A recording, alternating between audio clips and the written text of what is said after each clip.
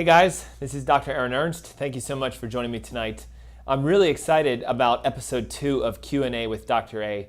In fact, I had so much fun doing the previous one, we've decided we're going to just do this every other week. So every other Thursday night, I'm going to launch my live version of just questions and answers with Dr. Aaron Ernst. And I'm so excited. We got so many questions off just last week's show. And I want to continue this. And so a few ground rules for tonight. The format for delivery is a little different. So you'll notice we're not on that kind of webinar hosting page that so many of you had difficulty getting into. We're just broadcasting this and streaming this directly to you off our website. So from here forward, you're going to be able to just constantly access this on our website through Ask Dr. Ernst. So I'm excited that you're here tonight, and we're going to take a deep dive into answering your questions. If you do have a question, though, you want me to directly answer either on our next episode or through the email, up at the top you'll see a contact tab. And all you have to do is put your name, your information, and then ask your question. It comes straight to us. We'll keep compiling them and we'll keep answering them. And we're going to really let you be the script writer for this show. And every time you give me info, I want to give you guys the best information that I have back to that. So to keep it a little more consistent and with speed, we're going to limit them to 30-minute sessions. And that'll just happen each time we do it. And rather than announcing the name with the question, I'm just going to start with the question and then give the answer. So let's get going. What suggestions do you have to curb the urge that I have to eat, especially in the afternoon? It's an urgent sensation, and I feel like sometimes I'm not going to make it unless I eat something. And this is a question a lot of people have, and I guess my answer comes twofold. Number one is it's normal to feel hungry throughout the day, especially if you're someone implementing intermittent fasting and skipping breakfast and only eating between 12 and 8. But understand that most of the time when you feel this hunger urge, it is actually a sensation of thirst. And they've actually done studies on this. Most people have lost the ability to know the difference between a thirst sensation in the body and a hunger sensation. And because what happens is when you do eat food, you can knock the thirst sensation down. Many of us think, well, I was just hungry. So I'm going to challenge you, if you're hungry and you have this urge like you have to eat something, do what I call the hunger challenge test. It's very simple. Drink 1 glass of water with a little bit of lemon juice or either some electrolytes, E-Lite or Complete Minerals, something to just give you something more than just water, and drink a full glass and wait for 15 minutes. If at the end of the 15 minutes you're still hungry, then chances are it really truly was a hunger sensation and we may want to investigate something to eat. But if you're not, 15 minutes has passed and you're still like, yeah, I'm pretty good, chances are it was a thirst sensation, not a hunger sensation. So classically, if you're hungry and it's time to eat, just drink some water. See what happens. If you truly are hungry, then the suggestion, of course, would be to eat something that is really high in fat, really low in carbohydrates, and keep that food consumption between 12 and 8. So hopefully that helps to determine. I think it's kind of interesting, though, a lot of us never realize that we're really thirsty, we're not hungry. Chronic dehydration is a massive epidemic for most Americans. And if anything, dehydration causes a lot of our health issues. So just drink more water the next time you're hungry. Next question says, I've been taking thyroid medications for a long time and I would like to know, is there another option or a solution? And there always is. I'm going to answer this in a couple ways. Number one, thyroid medications are always an outside-in approach. It's kind of like putting a bandage on a wound, but never letting the wound heal, so constantly having to put the bandage back on, a new one, a new one, a new one. So the best solution for you actually is to find out why the thyroid is not working properly. And classically, a lot of our doctors and endocrinologists, they're really not specialists in hormones and functional pathways. So to answer your question, we have to just talk very briefly about the thyroid for a moment. The thyroid gland sits in your neck, and it secretes a hormone called T4. But it's inactive. It doesn't do anything really. And T4 has to be converted into the active thyroid hormone, which is called T3. And so a lot of doctors will test your T4 and your T3. They'll even test TSH, thyroid stimulating hormone, which the brain produces to make the thyroid make T4. So it goes TSH, T4, T3. T3 is what everybody wants. It's the hormone that makes you feel good and happy and energetic, very clear in the mind, very strong. You can lose weight without trying. So sometimes a thyroid condition is your numbers are off. Your TSH is too high, your T4 is too low, or your T3 is too low. Without talking individually, I can only give you speculation. If you're taking a synthetic hormone Synthroid or levothyroxine, it means one of your numbers are low, and their doctors are trying to give it back to you. Now, most of those are T4. So if your T4 is low, the question needs to be why? Number one thing I see with most people is it's a deficiency in certain nutrients, like selenium, for example, and iodine. And number two is it's the conversion that's actually the problem, not the thyroid. So T4 is secreted, it must be converted into T3, and that takes place in your liver and your intestines. And sometimes what happens is your liver function and intestinal function is decreased. It's not working the way that it should, so you don't secrete and make enough of these.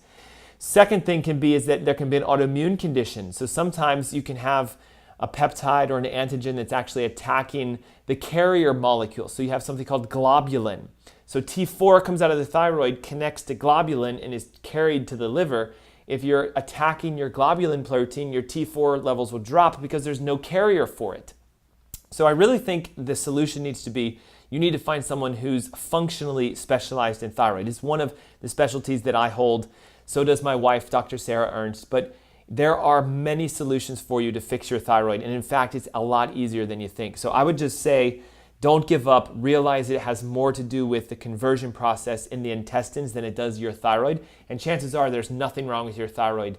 It's either a cellular issue or it's a conversion issue. So hopefully that helps. Next question says, are there any breads out there that really aren't bread? Something good for a diabetic? Same thing with pastas and noodles. And so to answer that, of course, yes. There's 1,000 different types of bread substitutes, ranging from gluten-free all the way to paleo or vegan style breads. The challenge here that I want to talk about for a moment is all bread primarily that you buy over the counter is a grain source. So it comes from wheat or rye or oat or something to that effect. And if you're a diabetic, the last thing you want to do is spike your sugars. And grains turn into sugars because they contain this specific type of peptide and a sugar component called amylose. In your mouth, you have an enzyme called amylase. It exists to cut down amylose into sugar. So if I eat wheat or bread-based products, what will happen is I'm spiking my amylose sugars, and so that'll make your sugars go up. The other thing, of course, is gluten and the dangers that come with gluten because of the grain sources. So is there a version of a gluten-free bread? Yes, but the challenge is most gluten-free breads are still high in other forms of grains like rice or tapioca or those sorts of things, that cassava, etc., that can turn into sugar as well. Rice is another type of grain that turns instantly into sugar. So is, starches and things like that. So you got to be very careful. Going gluten-free does not mean you've gone sugar-free. So what are the really good breads that aren't bread? In my opinion, they're the ones you have to make. We mentioned on our last Q&A that there's a coconut almond loaf or a coconut almond bread on our website. So go to askdrernst.com/recipes and you'll see I've got several grain-free, what I'll call paleo breads. And we call them paleo because they're mostly made out of nuts. So like almonds and coconuts and things to that effect. So you can have a lot of bread, but not have it be bad for you.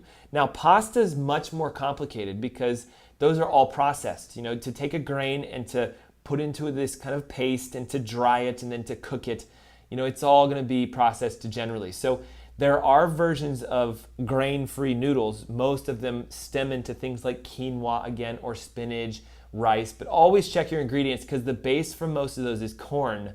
Same thing with most gluten-free ingredients. Corn is a massive player for a lot of gluten-free foods, but it's very dangerous. It's inflammatory. It can have its own version of gluten.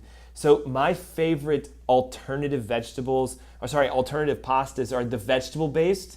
What I mean by that is zucchini noodles, squash noodles, carrot noodles, daikon radish noodles, my new favorite, because they're kind of like a crispy sort of Asian style noodle that you can just take the radish. Now you do need to buy a spiralizer, and it's just simply you turn the vegetable and it cranks it through this blade that will make it cut into really thin slices. So you've got now a pasta noodle that's not actually pasta.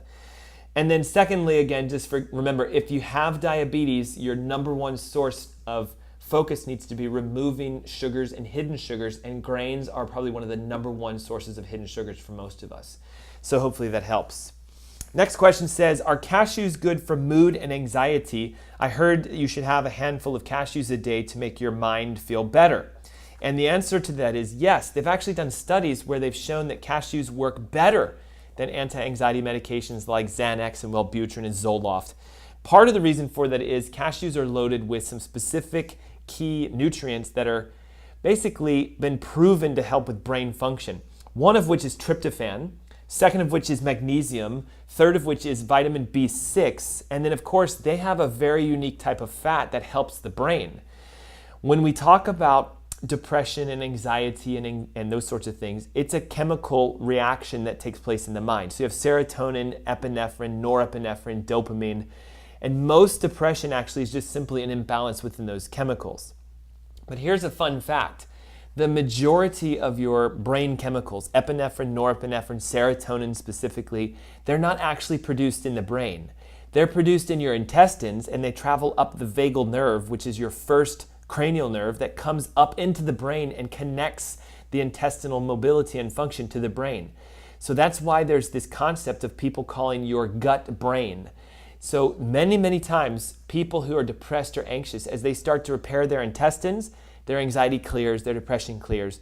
So part of why it works so well is the nutrients help with that function, and also cashews are really good at mobility of the intestines. They have a nice, unique, rich fiber that helps the intestines to move, and the oils are very soothing to the intestines. So I'm a huge fan of cashews. In fact, you should be eating, in my opinion, cashews in their raw state, in their butter form as an alternative to peanut butter, so cashew butter, and even the milks. There is something called cashew milk, which is exceptional if you're looking for a high, good quality fat and a milk substitute. Of course, not going to work for people who are allergic to cashews, but if you're not, go for it. And it's a great resource. Someone says, what are my thoughts on earthing? And this is going to be a loaded question because earthing is probably something you've never heard of before. And so, long story short, earthing is the idea of connecting your body to the earth physically. When you look at people who go to the beach or the ocean, many times they often say, man, I was so relaxed, I just felt at peace, I got drawn to it. The reason why so many of us like to live on the water or be at the ocean or go to the beach for vacation is because there's something magical about putting your feet in the sand and having salted water run across them. And they've actually studied this and found out that what happens is ions from your body that are negative, charged molecules, can dissipate into the Earth's surface. And because the sand has an immense amount of surface area, it increases the ability for you to discharge your ionic energy. The salt of the water also helps this process. So you might be saying, what the heck is a negative ion in energy? Well, every single time your body has a chemical reaction inside of it, it produces something called a free radical or oxidation. And a lot of those are negative in their natural state. And negative ions can cause damage to the body. They can create more free radicals. They can cause cellular disruption of energy. Because remember, all energy is just the difference between a positive and a negative. And how strong the difference is determines how much energy there is.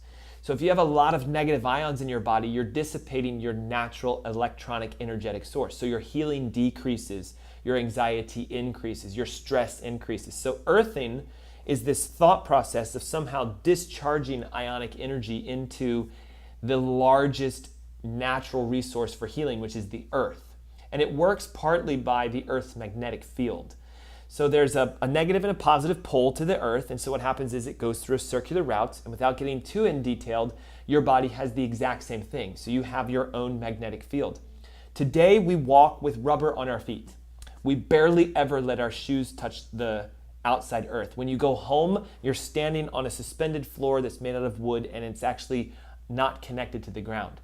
So the number of times you actually put your feet on the earth today is 1,000-fold less than previous. And there's speculation this is why partly we're so sick. Now let's talk about earthing. So earthing is basically the concept of putting your feet on the ground, but not like the asphalt or concrete, but actually the dirt, the grass, the sand. And so just spending time doing that can be tremendous. But of course, how on earth do we do that when we are working 9 to 5 at a job? There's a company that develops something called an earthing mat. In essence, it's a special mat that allows you to put your feet directly onto it, and you plug it into the grounding port, not the electrical ports, but the grounding ports, because every building, every house, every section that you can basically be in that's been constructed has a grounding wire. They're designed so that if the building gets hit with lightning, it won't blow up, it'll dissipate into the earth. So again, if I can discharge all of that negative energy of an electrical beam of lightning through a grounding wire into the earth, what if we connected you to the same grounding concept? So grounding mats exist for you to put your feet on and plug into the grounding ports you discharge while you're working. And there are grounding sheets that are incredible. You put them on your bed. They've got silver fibers woven into the thread. And again, you plug it in and you sleep on it. What are the benefits? Well, they've actually found out it's the greatest anti-inflammatory known to man. So think about this. Inflammation causes all disease. Most of us take anti-inflammatories, aspirin, Advil, or natural ones, turmeric and oils and those things. But what if you could have 6 to 8 hours of anti-inflammatory therapy every single night? And you can with an earthing sheet. If you don't know where to get them from, just go to Google and type in earthing sheet and you can find them. Some of them are kind of expensive. They range between $100 to $300. But remember, it's your health and it's worth it. Hopefully that helps. Earthing is literally an entire topic, and perhaps we should do one on our radio show. Next says, why are so many people doing this lemon juice concentrate detox? What's the difference between lemon juice concentrate and fresh lemons? And hopefully, just the question answers itself. The concentrate is concentrated and the fresh is not. So what does it mean to concentrate something? Basically, it means to take the water out of it. So if I juiced 100 lemons, I'd have quite a large container of lemon juice. Now, if I, extract the water from it, either start to dehydrate it or to evaporate the water out by heating it up, I can concentrate the lemon juice by removing the water. But let's just think about this. How long do you think it would take for lemon water sitting on your counter to become concentrated by itself? Forever. So the concentration process is usually through either a cooking, heating, or some sort of distillation method, which means most concentrated lemon juices have been processed. I'm not a big fan of them, but of course it's better than using nothing. My most favorite lemon juice concentrate, though, is to juice the entire lemon because you get the oils, you get the extracts from the rind, and you get the juice. And by the way, that comes out looking almost like a milky lemon solution instead of a clear lemon water. And lemon juice is fantastic for your health. It activates many different detoxification pathways, including the liver and the kidney, which for a lot of us are gummed up. So to answer your question, there is a big difference between lemon juice concentrate and fresh lemon juice, and ultimately you want to go with the fresh. Also, watch out, I looked this up. Most lemon juice concentrates have added ingredients. And so of course, nothing should be in lemon juice except lemon juice. Next question says, is apple cider vinegar a good astringent for my skin? Can I clean my skin with it? And you know what? Yes. And in fact, it's amazing. I found something I was going to read to you guys. As early as the late 1800s, women have been documented making their own skincare products from lemon juice, witch hazel, and various vinegars. So here's a really good cleanser for your skin. Lemon juice, witch hazel, apple cider vinegar. And you may say, what on earth would cleaning my skin with an acidic product do? Well, it does a couple things. It opens up pores, number one. They're all antiviral and antibacterial. So if you're trying to keep your face clean from breaking out or acne and that sort of stuff, you can actually kill the bacteria directly onto the skin. There's this concoction that works extremely well for cold sores or fever blisters. It's essentially putting apple cider vinegar directly onto it. It burns, it tingles, but that's because the viruses are dying. Some people have actually told me that it works better than that $50 Abreva little tiny container that you buy for a cold sore or a fever blister. But I'm a big fan of the fact that anything acidic is really good for your skin, external. So vinegars and even acidified waters and apple cider vinegar, but you wouldn't want to obviously put that acids into the body. If you are going to use apple cider vinegar internal, you generally have to mix it with something, like a little bit of raw honey or again some water to neutralize its acidity effect. But in all honesty, it's a great skin cleanser and it works really, really well. Make sure after you do that though, you soothe the acidic irritation by putting coconut oil on your skin. Apple cider vinegar also works really well for those random things that pop up on our skin, like the rash that shows up out of nowhere or the bump that came out of nowhere, etc. So great question. Next question says, is there a difference between grass-fed grain finished and grass-fed green finished? And of course, yes. So what they're talking about is meat. And so traditionally in the United States, beef is fed one of two things, grains or grass. And right now we're learning that grass-fed meat is really truly the only meat that you should be consuming because the fats are in the right ratio, they're not inflamed, they're not very sick, and so you eat healthy meat, your body becomes healthy. Here's the risk though. Every single time something new becomes popular and more people are looking for it, all industry is going to want to try to hop on the bandwagon. Because there was poor definition of what it meant to be grass-fed, there were some regulations passed that just said as long as the animal is primarily raised on grass and finished on grains, meaning for the last year or two of its life, you can still label it grass-fed, which is utterly absurd. So now, unfortunately, what it means is most grass-fed meats that are labeled grass-fed will say 100% grass-fed. But unless you call the farm and say, does that mean you finished them on grass? You will never know. The challenge is this: if you grow an infant cow to an adult cow on grass, they're healthy, they're happy, they're active, they're alive, they're great. You want that. But if you spend the last year or two of its life feeding it nothing but corn, soy, rice, oats, grains, etc., it's going to fatten up, it's going to become acidic, it's going to become toxic, and the meat is going to turn slightly into what we would call an unhealthy grain-fed meat. So is it better than having grains the whole life of the cow? Yes. Is it worse, though, than finding a green-finished cow? Yes. So ultimately, like anything else, there's always something better.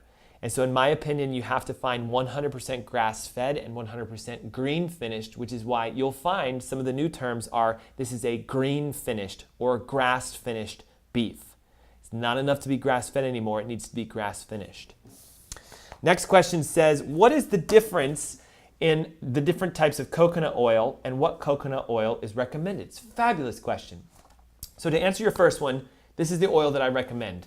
Dr. Bonner's whole kernel, organic, fresh pressed, unrefined coconut oil. Yes, I had to look down to read it because that's a mouthful, but let's go through every single one of them.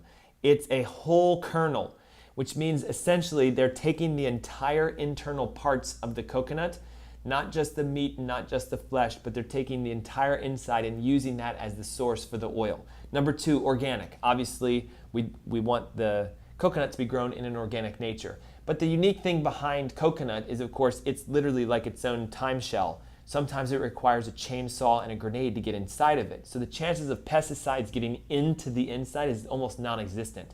They've actually shown that if you get a coconut in its young state, it's sterile inside because nothing can get in there. So I like organic just simply because it's ensuring that it was grown with soil that didn't have poor nutrition and nutrients. Fresh pressed. It's a method of how you get oil out. You can have a chemical extraction or you can press to get oil. And what pressing does is basically they put all the coconut meat in there and they smash it to create a liquid product. And of course what will happen is fats will dissipate away from water, so you create a separation to the oil. Unrefined. Now this is really truly the secret, because there are refined coconut oils and unrefined. And in my opinion, unrefined is the best. Unrefined means it's been unfiltered. They haven't added anything to it. They didn't bleach it. They didn't cook it. They didn't heat it. So you'll find what they call refined oils and unrefined oils. In the realms of coconut, usually what they've done is they've deodorized it, meaning when you open it up and you smell the refined oil, it really doesn't smell like coconut. And they do that, unfortunately, because a lot of people don't like the taste and smell of coconut. So to remove the taste and to remove the smell means it's been refined. But anytime you remove something, you're altering its capacity. So unrefined is what you want in its natural state and raw. Where do you buy it from? Pretty much any health food store on this planet today. It's getting so popular, even Target and Walmart have it now. But make sure it's unrefined. Next was the question of, is there a difference between buying the kind of coconut oil for my body externally versus internally or cooking? And in all opinion, no. As long as you have the organic, refined, unrefined, then you'll be fine. Where do we get it from? Again, any of the major grocery stores. How do you use it? You put it on your body, you put it in your body, you eat it, you consume it, and you're good. Next one says, if I'm going to do my yearly physical, what should I ask my doctor to run so I can look for more health? Well, this is a great one, mostly because most doctors don't really do functional tests. So here we go. Ask for a basic CBC, a urinalysis, and the following: a full thyroid panel, TSH, T3, T4, reverse T3, thyroid antibodies, and thyroid peroxidase. Those are the enzymes needed. Next, a full cholesterol panel, not just HDL, LDL in total, that's very minimal. Looking for every single particle and their size. It's called an NMR test. It'll look to see how big or small the particles are, and in the realms of cholesterol, size does matter. Next are your inflammatory markers, ESR, CRP, homocysteine. They will tell you how inflamed you are, and since inflammation causes all disease, you can find out if you're building disease or not. And then finally, vitamin D3. In my opinion, it's an absolute must be done, and you want that to be over 60. Last question for today, love it. Somebody says, tell me more about CBD oil. And here's the thing, CBD oil is called cannabidiol oil, and it comes from cannabis, but I want to make a little throw out here. Doesn't mean it's necessarily marijuana oil. It is the oil extract from a specific type of the cannabis plants. And there's two main categories. There's hemp and there's, of course, marijuana, but technically they're the same. So it's just two different species. One set will be very high in THC, which is the hallucinogenic component, and very low in CBD, the oil. And the other type will be very high in CBD and very low in THC, the addictive properties. So of course, what you want is to use the cannabis plant that's low THC, high CBD. Why? Because cannabidiol oils have been shown to help to reverse almost every major health condition on the planet, even cancer. Here's what I find very unique about the cannabidiol debate. We now know that every cell in your body has an active cannabidiol pathway, just like you have pathways to generate energy from sugar and to burn fat. Every single cell in your body is pre-programmed with a cannabidiol chemical process. And what's unique is the only thing that stimulates it is a cannabidiol. And the only place to get cannabidiol is from cannabis. And the only thing that most of us assume cannabis with is marijuana. So I find it very intriguing that a lot of the powers to be will say, of course, marijuana needs to be, eliminated, labeled as a street drug, regulated, made illegal, and then you have that camp that says, but yeah, the THC one that's high should be, but the low THC one should not. So the legalization of marijuana really is not to legalize marijuana, it's to legalize the knowledge of the healthy components of the high CBD, low THC plant. What's great about it now is technically in most states, that oil is not illegal, and so you can get it and use it, and you just have to go search for it. There is a really wonderful website that we have begun to partner with called Elixinol, Elixinol, and they sell a very high potent quality cannabidiol extract. Most of them will be mixed with other oils like coconut or hemp. And to finish the show out today, there is a massive difference between hemp oil and CBD oil. Hemp oil comes from the seed, and it's kind of a light green tint, has a nutty flavor, really good oil though. Cannabidiol oil comes from the stems, the roots, the plants, the leaves, and the pieces. And it's actually almost incredibly black, real thick, very dark, kind of tar-like, somewhat bitter, but yet has the medicinal properties that everybody is searching for with marijuana. So I hope you guys enjoyed today's Q&A with Dr. A. We have so many more questions that we're going to do, so just stick around till our next episode. Again, if you have a question for me, use the contact tab up at the top, and have a great week.